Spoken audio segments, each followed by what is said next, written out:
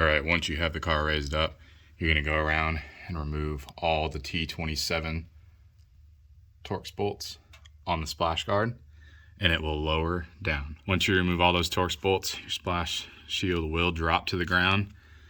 There's your filter, back there's your drain plug. All right, you're then gonna wanna grab something to collect the oil with. Don't grab a small collector because you've got 7+ quarts of oil coming out of this car and it's gonna overflow.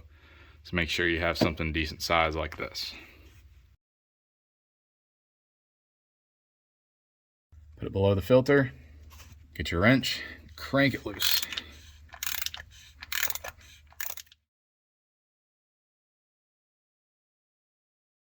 Move another drain pan towards the back below the drain plug. Loosen the drain plug, let it drain for about 20 minutes. While you're waiting for the oil to drain, take a screwdriver, flathead, pry the old gasket off, replace it with the one that came with the filter.